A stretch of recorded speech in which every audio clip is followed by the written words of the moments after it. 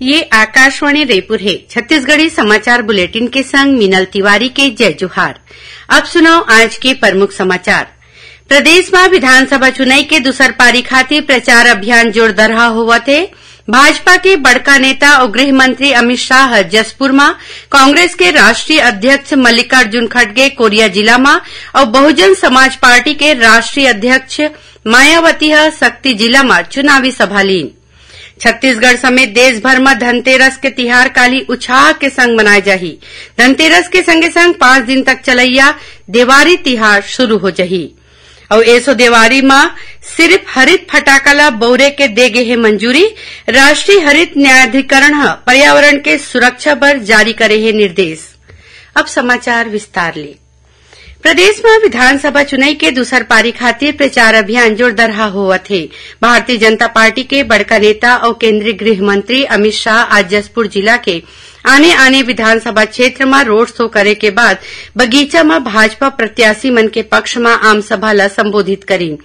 ये बेरा में श्री शाह कहिन कि छत्तीसगढ़ में भाजपा के सरकार बने में 5 बछर के भीतरी माओवाद समस्या के समाधान कर ले जाही। उमन राज्य सरकार ऊपर भ्रष्टाचार के आरोप लगाई।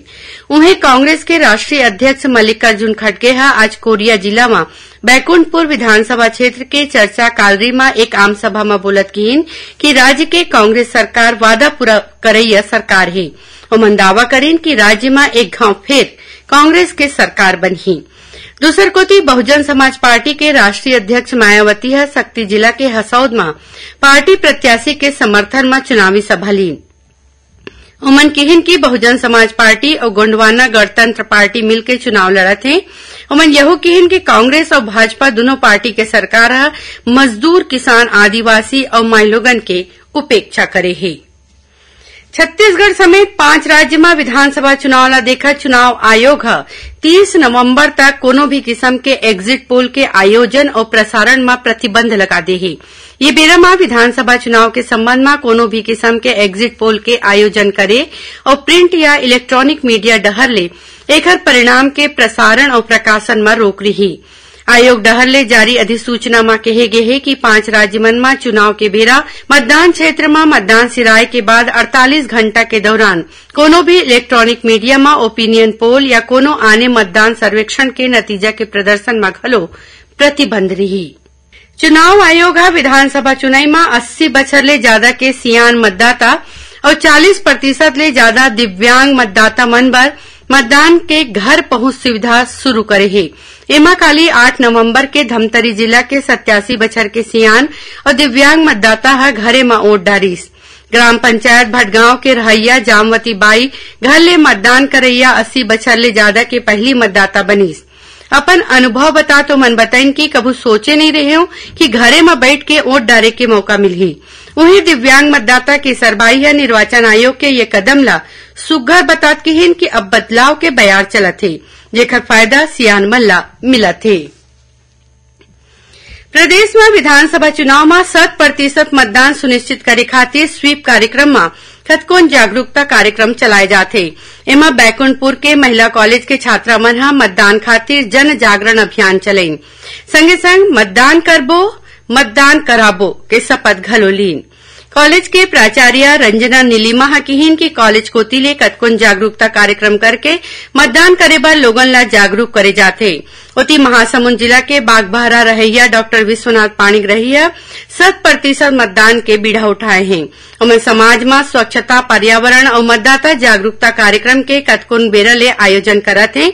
उखर काम न देखत बछर 2013-14 के चुनाव में उमन ला विशेष रूप ले स्वीप कार्यक्रम के ब्रांड एम्बेसडर बनाए गे रहीस। ये बखत उमन ला महासमुंद जिला के आइकॉन नियुक्त करे गे है। छत्तीसगढ़ी समाचार बुलेटिन आप मन आकाशवाणी रायपुर ले सुनत हव।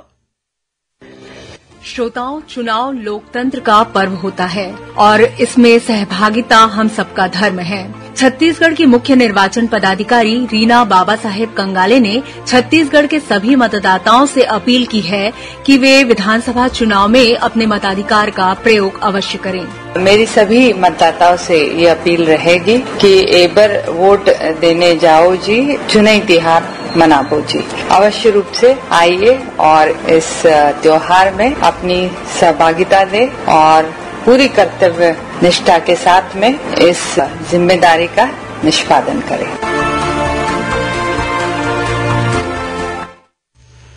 अब आगो बड़बो संबाचे समाचार को थी एसो त्योहारी में सिर्फ हरित फटाकला बोरे के मंजूरी दे गए है। राष्ट्रीय हरित न्यायाधिकरण के मुताबिक छत्तीसगढ़ में पर्यावरण के सुरक्षा पर ये निर्देश जारी करे गए है। इमा सिर्फ 2 घंटा ही फटाका चलाए के मंजूरी दे गए है। ये निर्देश दिवाली के संगे संग छठ पूजा, गुरु पर्व और नवा बछर क्रिसमस पर घलो लागू रही।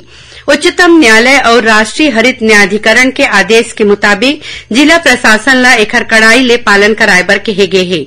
अदालत के निर्देश के मुताबिक देवारी और गुरु पर्व पर रतिहा 8 ले 10 बजे तक, छठ पूजा में भिनिया 6 बजे ले 8 बजे तक, क्रिसमस और नवा बछर पर रतिया 11:55 ले 12:30 बजे तक के बेरा तय करे गए है।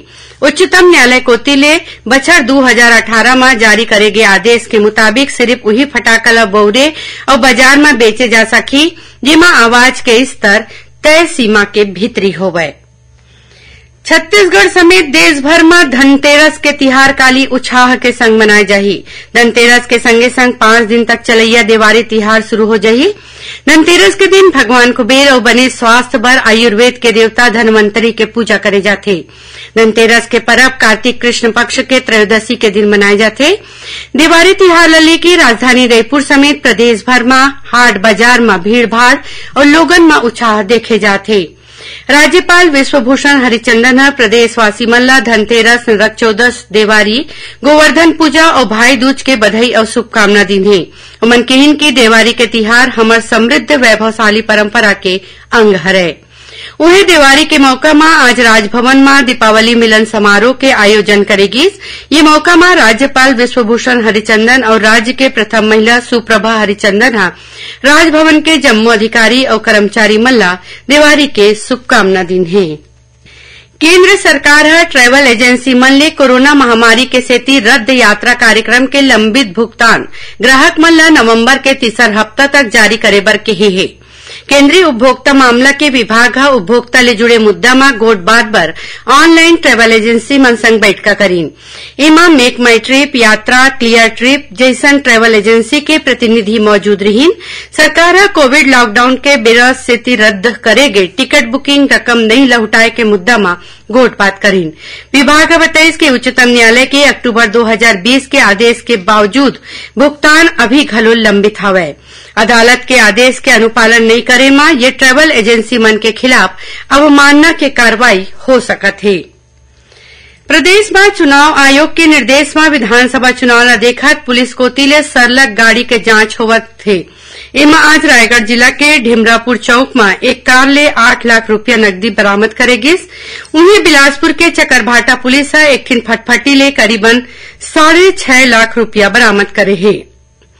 रतनपुर पुलिस गाड़ी चेकिंग के बेरा 9 किलोग्राम ले ज्यादा के चांदी और 1 लाख रुपया नकदी जब्त करे है। मुख्यमंत्री भूपेश बघेल के राजनीतिक सलाहकार विनोद वर्मा महादेव सट्टा ऐप मामला ला लेके भाजपा के 3 जी नेता ऊपर मानहानि के कानूनी नोटिस भेजे है। प्रदेश कांग्रेस मुख्यालय रायपुर में राखे गए एक पत्रकार वार्ता में श्री वर्मा बताइन कि ओमन भाजपा के राष्ट्रीय प्रवक्ता सिद्धार्थनाथ सिंह, केदार गुप्ता और अनुराग अग्रवाल ला नोटिस भेजे हैं। आखिर में प्रमुख समाचार एक घाव फेर। प्रदेश में विधानसभा चुनाव के दूसर पारी खातिर प्रचार अभियान जोरदार हुआ थे। भाजपा के बड़का नेता और गृह मंत्री अमित शाह जसपुर में, कांग्रेस के राष्ट्रीय अध्यक्ष मल्लिकार्जुन खड़गे कोरिया जिला में और बहुजन समाज पार्टी के राष्ट्रीय अध्यक्ष मायावती सक्ती जिला में चुनावी सभा लीन। छत्तीसगढ़ समेत देश भर में धनतेरस के तिहार काली उत्साह के संग मनाए जाही। धनतेरस के संगे संग 5 दिन तक चलैया देवारी तिहार शुरू हो जाही। और ऐसो देवारी में सिर्फ हरित फटाका ला बौरे के दे गए मंजूरी। राष्ट्रीय हरित न्यायाधिकरण पर्यावरण के सुरक्षा बर जारी करे है निर्देश। एकरे संग छत्तीसगढ़ी समाचार बुलेटिन यहीं सिरावत है। जय जोहार।